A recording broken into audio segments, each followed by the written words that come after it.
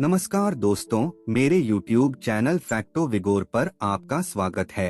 आगे बढ़ने से पहले चैनल को सब्सक्राइब करें और वीडियो पसंद आए तो लाइक एवं शेयर जरूर करें।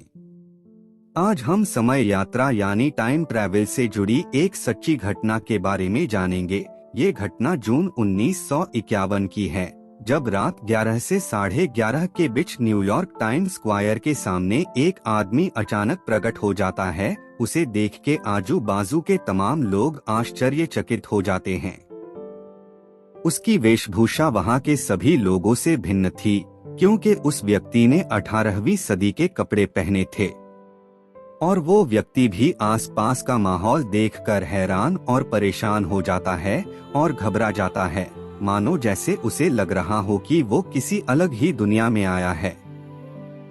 इसी बीच वो कुछ समझ पाए तब उसकी ओर तेजी से एक टैक्सी आती है और उसकी उस दुर्घटना में मौत हो जाती है। फिर उसकी लाश को पोस्टमार्टम के लिए मुर्दाघर ले जाया जाता है और जब उसके सभी चीजों की तलाशी ली गई तब उसके पास से बहुत ही आश्चर्यचकित कर देने वाली चीजें मिली थी। उन चीजों में तांबे का एक टोकन था, एक बिल जिस पर घोड़े के तबेले का पता और नाम लिखा था, एक बिजनेस कार्ड था जिस पर रूडोल्फ फेंज नाम लिखा था और उस पर फिफ्थ एव इस प्रकार का पता था। और उसके पास से $70 के पुराने नोट थे जो एकदम नए लग रहे थे और एक खत था जिस पर 1876 का स्टैंप लगा था। ये सभी चीजें पुरानी होकर भी बिल्कुल नए लग रहे थे और उस व्यक्ति की उम्र लगभग 27 से 30 साल के बीच थी। ये सभी रहस्यमय चीजों को देखकर वहाँ के सभी पुलिस अधिकारी हैरान और परेशान हो जाते हैं। तो फिर न्यूयॉर्क पुलिस ने इस केस के इन्वेस्टिगेशन के लिए कैप्टन रिम को चुना, जो न्यूयॉर्क पुलिस में मिसिंग पर्सन डिपार्टमेंट में काम करते थे। और फिर कैप्टन रिम अपने काम में जल्द से जल्द लग गए। उन्होंने उस बिल और टोकन के अनुसार तबेले और सलून की खोज करनी शुरू कर दी, पर ऐसी जगह उन्हें नहीं मिली। फिर उन्होंने वहाँ के बड़े बुजुर्ग व्यक्ति वो से बातचीत की, उनको भी उस जगह के बारे में मालूम नहीं था।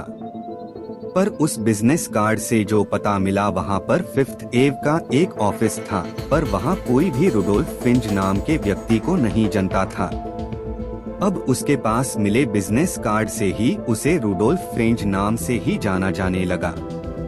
फिर कुछ दिनों बाद कैप्टन रिम को एक टेलीफोन डायरी में एक नाम दिखा, वो था रूडोल्फ फिंच जूनियर, और ये टेलीफोन डायरी 1939 की थी। तो फिर कैप्टन रिम जल्द से जल्द उस पते पर गए, पर वहाँ जाके पता चला कि रूडोल्फ फिंच जूनियर की मौत 5 साल पहले हो चुकी है, मगर उसकी विधवा पत्नी फ्लोरिडा में रहती है। उनके पत्नी का पता मिलने के बाद कैप्टन रिम उनसे मिलने गए, तो फिर रूडोल्फ फिंच जूनियर के पत्नी ने जो बातें बताई वो बहुत ही चौंका देने वाली थी।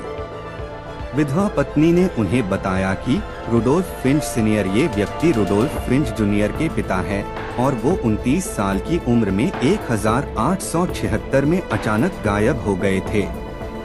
उस विधवा पत्नी ने बताया कि एक दिन शाम को वो सड़क पर घूमने गए थे, उसके बाद ना ही वो घर वापस आए और ना ही उनको तब से किसी ने देखा। इसकी पुलिस कंप्लेंट भी तब की थी। ये पूरी बातें सुनकर कैप्टन रिम बहुत ही हैरान और परेशान हो गए। फिर उन्होंने 1876 की लापता लोगों की पुलिस फाइल देखी तो उन्हें विश्वास हो गया कि विधवा पत्नी ने जो बातें बताई वो सब सच थी। उस फाइल में जिस व्यक्ति का हुलिया और वेशभूषा का वर्णन किया था, ठीक उसी तरह उस व्यक्ति से मेल खा रहा था जिसकी उस सड़क हादसे में मौत हो गई थी। इससे ये निष्कर्ष निकलता है कि रूडोल्फ फेंज नाम का ये व्यक्ति अचानक टाइम ट्रैवल करके अपने समय से 75 साल आगे भविष्य में आ गए थे, पर दुर्भाग्यवश वो कुछ समझ पाए उनकी उस सड़क हादसे में मौत हो जाती है। ये अब तक की सबसे बड़ी समय यात्रा की घटना मानी जाती है और तब से रूडोल्फ फेंच को एक टाइम ट्रैवलर माना जाता है, जो अपने समय से अचानक टाइम ट्रैवल करके भविष्य में 75 साल आगे आ जाता है। दोस्तों, इस घटना को इतने साल होने बावजूद ये रहस्य अभी भी अनसुलझा है।